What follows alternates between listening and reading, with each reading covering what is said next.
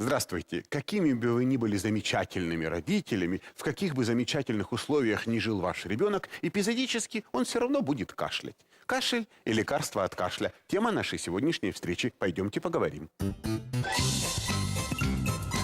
Спонсор програми «Кіндер Біовіталь». Пишайтеся вашим розумником.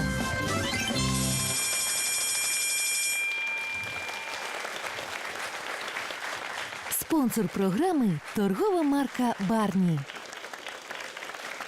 Здравствуйте, здравствуйте, дорогие друзья, здравствуйте, Луиза Васильевна. Сегодня наша тема кашель, то, в чем все разбираются. Вы разбираетесь в кашле, Луиза Васильевна? Думаю, да. Приходилось лечить? Ну, конечно, ингаляции, горчишники, всякие там В общем, травки, проверенные наши да, местные да, отечественные методы. народные, Тогда да. давайте все-таки узнаем, что по этому поводу думают наши продвинутые эксперты. Давайте.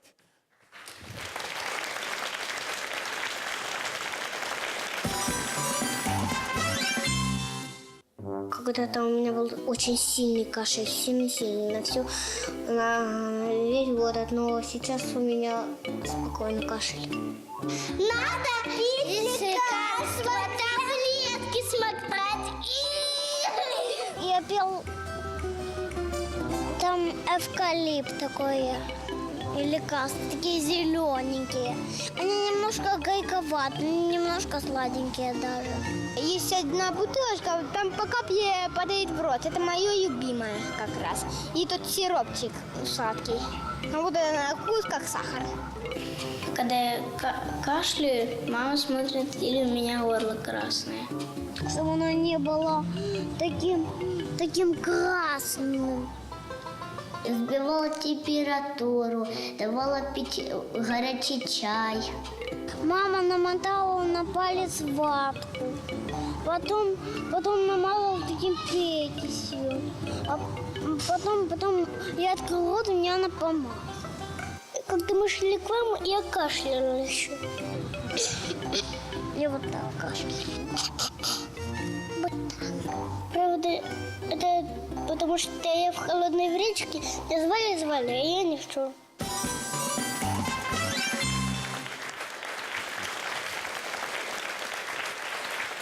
Евгений Олегович, расскажите нам, в аптеке такое невероятное количество лекарств, теряешься. Я и Что сам делать? теряюсь, Луиза Васильевна. Я должен вам заметить, что вообще приход к доктору по поводу кашля – это чуть ли не главное, чем занимается детский врач. Поэтому давайте проанализируем, с чем же люди все-таки ходят. Чего они хотят от врачей, когда кашляют. К вам приходил на прием продюсер документальных фильмов канала «Интер» Дмитрий Овечкин. Мы говорили о кашле с ним. Да, Ну, как, да. впрочем, и всегда говорили о Давайте кашле. посмотрим.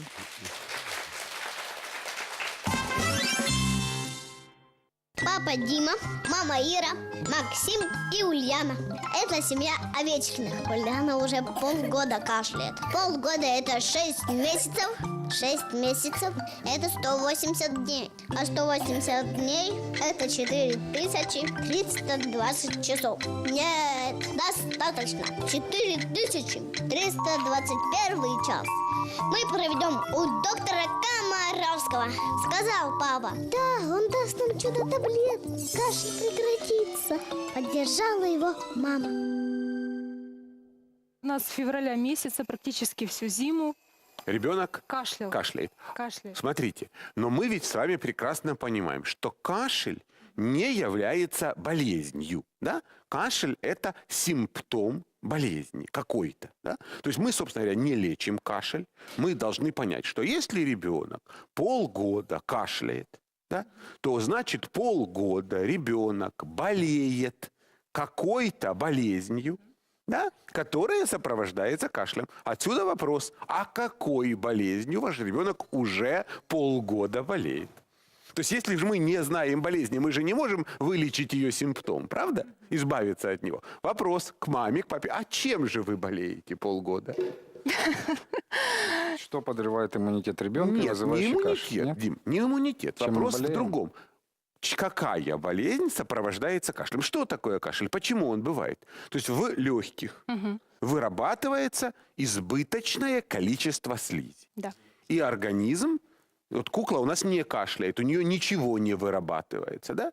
Вот. Так вот, в легких вырабатывается повышенное количество слизи, и от этой слизи организм избавляется посредством кашля. Да. То есть есть какая-то причина, из-за которой в легких вырабатывается много слизи. Причиной этой может быть инфекционные болезни и аллергические заболевания. Да? То есть это либо вирус, либо бактерия, либо аллерген, либо неудовлетворительные свойства воздуха. Ну, например, в комнате жарко или пыльно, и ребенок все время кашляет, освобождается от этого. То есть вот поэтому прежде всего мы должны подумать, привлечь докторов и поставить диагноз. Что это у нас такое? Тогда у нас с вами возникнет алгоритм лечения. Лечение. Обратите внимание, ребята. Вот смотрите, мы произносим сплошь и рядом такую фразу. Избыточное количество слизи, да?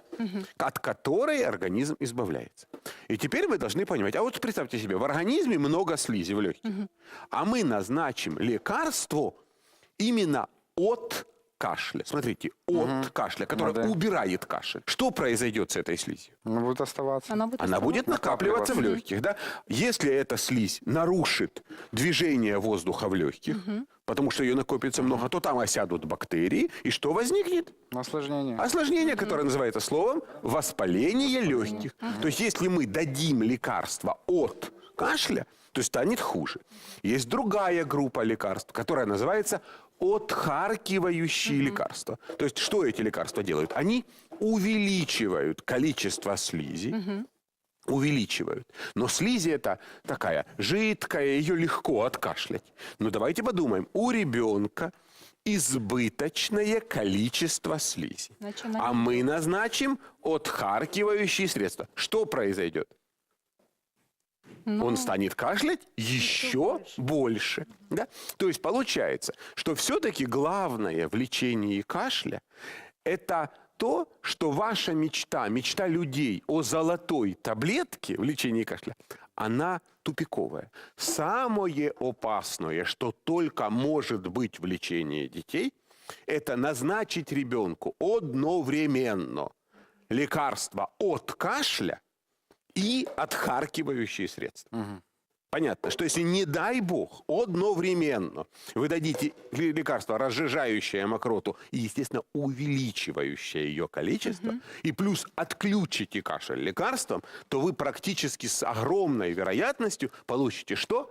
Ухудшение реальное. То есть сами себе риск осложнений увеличите. А дети имеют главную особенность, и вот на это вы должны обратить самое принципиальное внимание. Почему с кашлем у детей ситуация обстоит намного хуже, чем с кашлем у взрослых? Потому что, когда ребенок кашляет, очищает легкие, то у него работает так называемая дыхательная мускулатура. Сокращаются мышцы, которые выталкивают вот эту слизь. Так вот, принципиальная особенность детей, именно детей, состоит в том, что их мышцы дыхательные намного слабее, чем мышцы взрослых. Поэтому мокроту откашлять детям намного сложнее. Поэтому, когда мама принимает отхаркивающее лекарство и кашляет всю ночь, это ее проблема. Ничего здесь страшного нет, кроме того, что маме не до папы. Да? Ну, а вот когда ребенок принимает отхаркивающие средства, то очень часто он просто не в силах откашлять ту дополнительную слизь, которая вырабатывается. И мы, используя эти лекарства, не только создаем бессонную ночь, но и приводим к тому, что утром мы вызываем доктора, потому что он же всю ночь кашлял, а доктор говорит хрипы. Хрипы. А хрипы это не потому, что болезнь такая, а потому что мы вовремя помогли. Поэтому надо понимать, что отхаркивающие средства это не простенькие безрецептурные лекарства, которые мама с папой назначают. Это лекарства, которые требуют обязательного участия доктора. Вот смотрите, у ребенка влажный, продуктивный кашель. Молодец. Молодец, смотрите. Да? Почему? Вот что с ребенком происходит? Ваш ребенок вот сейчас, перемещаясь, Ульян, Да, она иди ко немножко мне. побегала Иди и- ко мне, котеночек. Иди сюда, зайка. Иди ко мне. Вот обратите внимание, у этого ребенка текут сопли. Да? Так вот, сопли у детей сплошь и рядом текут не только сюда, вперед, но и назад, по задней стенке глотки. И когда они в глотке накапливаются, то что с ребенком происходит? Он кашляет. Понятно, да?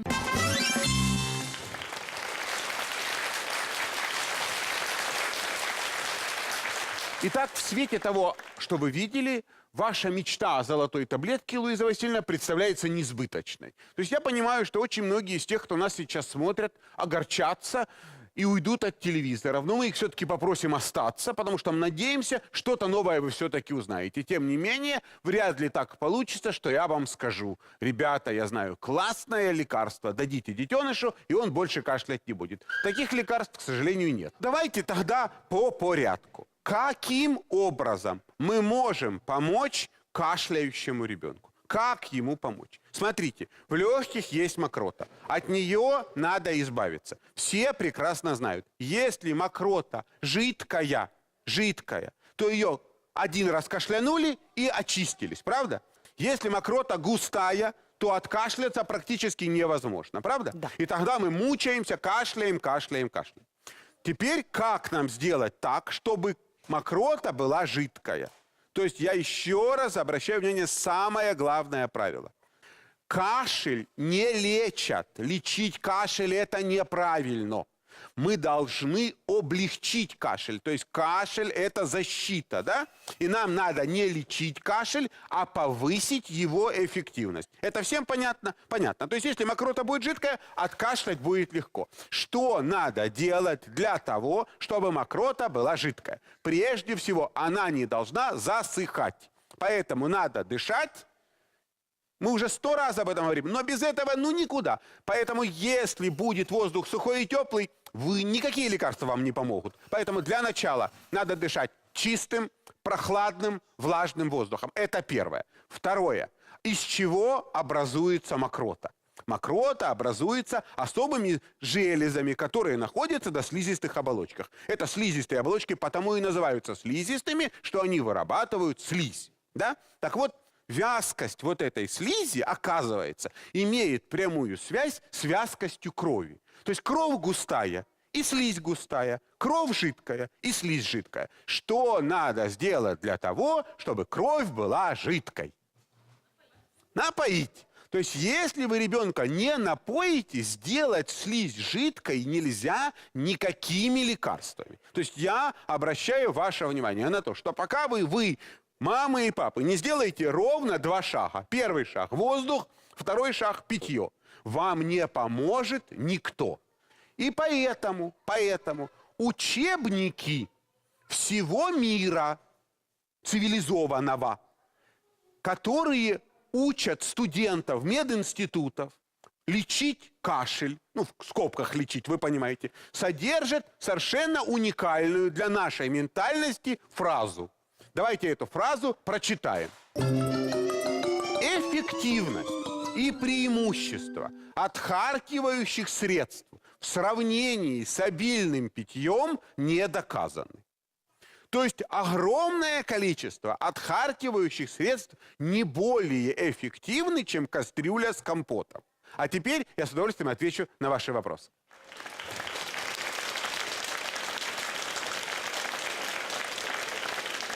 Скажите, доктор, возможно ли по характеру кашля определить, это аллергия или инфекция? Или, возможно, еще какие-то причины кашля? Прежде всего мы должны понимать, что кашель – это всего лишь один из симптомов болезни. Обычно, если кашель имеет инфекционную природу, то должны быть признаки инфекционной болезни. Острое начало, расстройство общего состояния, повышение температуры, еще какие бы то ни было симптомы. Если же общее состояние мало нарушено, или главное, проблема – это именно система дыхания, именно кашель и больше ничего, то и кашель длительный, и был какой-то контакт с чем-то необычным, чем мы начали дышать, то есть значительная вероятность того, что этот кашель аллергический. В любом случае, я хотел бы обратить внимание, что задача родителей учитывать все сопутствующие условия, анализировать их и сообщать об этом доктору. Потому что врач, который осматривает ребенка с кашлем, просто может не знать, что вчера вы решили у себя во дворе там устроить костер, или что вы купили новый стиральный порошок. То есть врача надо информировать о том, какие изменения произошли в жизни вашего ребенка. Тогда врач сможет правильно поставить диагноз. Тем не менее, две причины кашля у детей возникают чаще всего. Это, естественно, инфекционные болезни и аллергический кашель. Инфекционные болезни – это все-таки 90% всех детских кашлей. И чаще всего это острые респираторные вирусные инфекции. А острая респираторная вирусная инфекция – это не только кашель, но и насморк, и повышение температуры, и острое начало болезни, и контакт с инфекционным больным, то есть тем, кто болел вирусной инфекцией. А вот если кашель и нет соплей, ситуация уже необычная. Похоже, это не вирусная инфекция. И тут однозначно нужен доктор.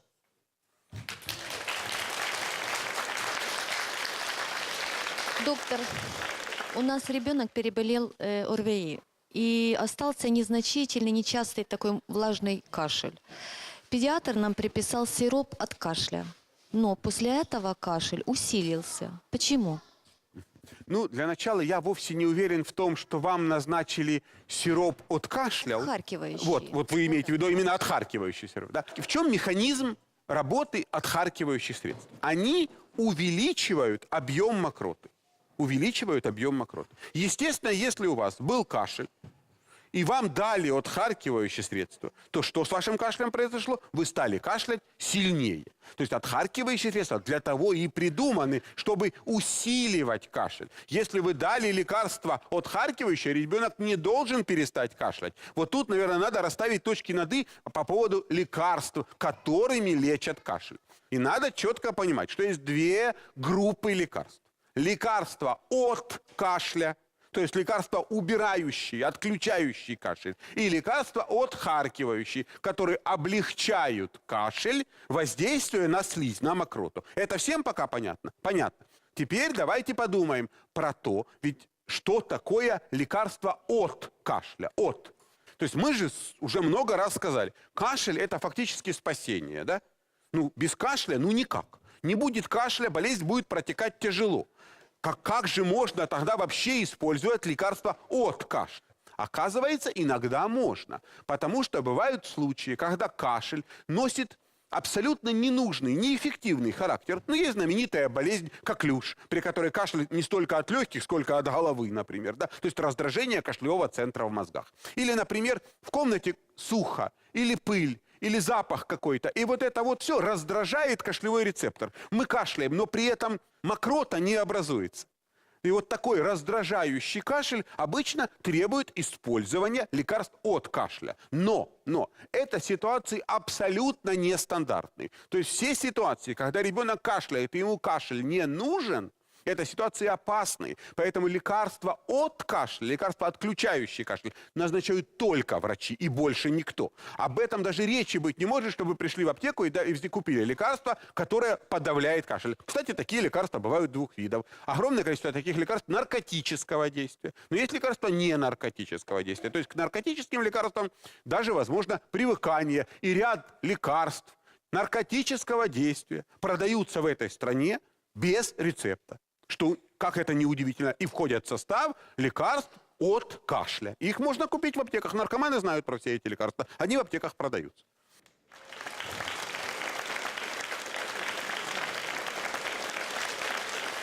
А вот с чем действительно чаще сталкиваетесь вы, родители, это именно с отхаркивающими средствами. Но, как правило, эффективность отхаркивающих средств несопоставима с эффективностью прохладного влажного воздуха и обильного питья. Но на это я обращаю внимание.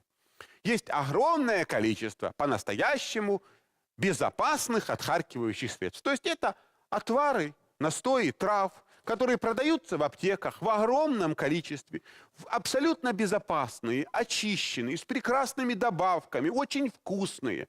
Очень-очень-очень. И на любой вкус, и на любой кошелек. И когда вы берете эту очень красивую бутылочку, на котором нарисован листик, то ли плюща, то ли подорожника, и капаете это в ложечку и даете вашему ребеночку, то вы чувствуете себя нормальными, полноценными родителями, которые не пожалели для своего ребенка ничего. И я не имею ничего против таких вариантов лечения, ибо нервная система мамы – это может быть намного более хрупкое явление, чем бронхи ребенка. Но я еще раз хотел бы обратить ваше внимание на следующее. Есть болезни нижних дыхательных путей, то есть бронхиты, пневмонии, и болезни верхних дыхательных путей, ну, всякие сопли, фарингиты и так далее. Естественно, при лечении болезней верхних дыхательных путей, отхаркивающие средства ничего дать не могут. А болезни нижних дыхательных путей, то есть бронхиты и пневмонии, родители никогда не лечат самостоятельно. Понимаете? То есть, с одной стороны, если вы пошли в аптеку, чтобы лечить лекарством болезни нижних дыхательных путей, то как вы туда самостоятельно без доктора попали? А если вы решили полечить отхаркивающим средством насморк или покашливание, так это приведет только к тому, что вы будете кашлять еще сильнее всю ночь.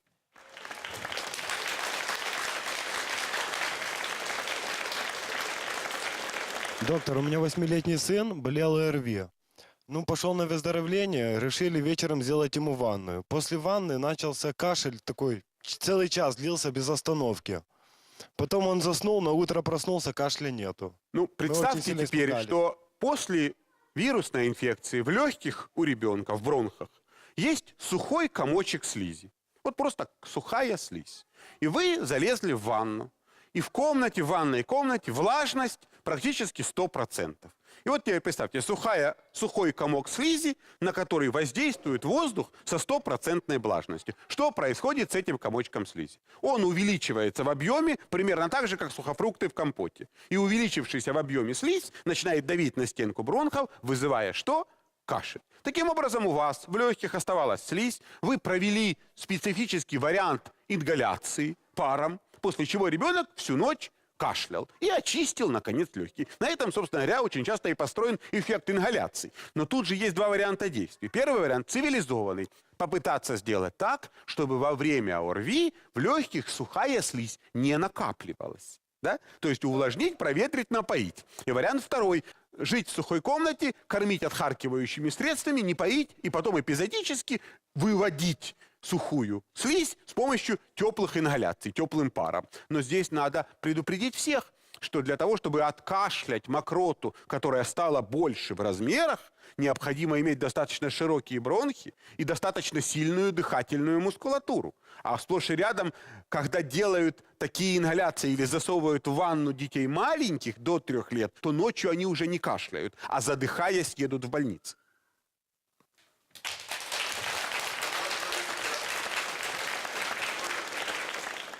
Евгений Олегович, вот вопрос по поводу дачи лекарства от кашля детям до 3 лет. Знаю, что это как бы лучше, наверное, и не давать.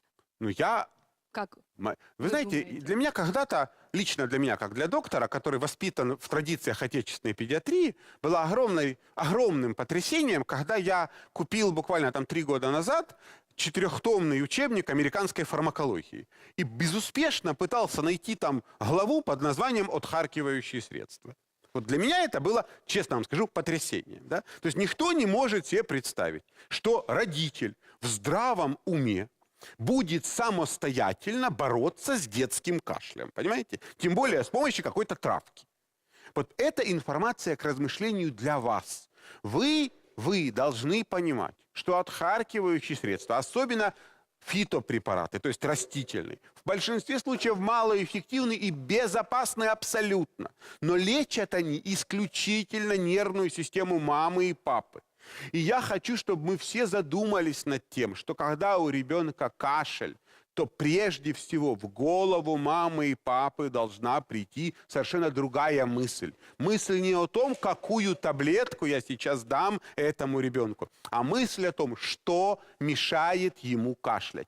как сделать так, чтобы кашель был легкий, как я увлажню и проветрю, как мы пойдем гулять. Ведь у нас кашель ассоциируется с запретом на свежий воздух. Вы понимаете, в чем весь ужас? Что кашель, это значит надо, мало того, что у него проблемы, у него много слизи, да, и ему нужен свежий воздух, ну, позарез, да. Так нет, кашель, это значит, он маленький и слабенький, это значит, его надо напихать едой, уложить в кровать, в душной комнате, поставить рядом обогреватель, закрыть форточку, поставить горчишник. А как вы думаете, от паров горчицы слизи больше или меньше? А если бы вы знали, сколько детей со спазмом гортани из-за паров горчицы попадают в больницы, то вы бы этого не делали. Но это традиции, которые живучи в европейской стране в 21 веке, когда все ходят за врачами с просьбой «дайте таблеточку, дайте таблеточку». Люди, кашляет ребенок. Первый вопрос – чем дышать? Второй – чем напоить? Лекарства – к доктору, к доктору. Никаких лекарств самостоятельно.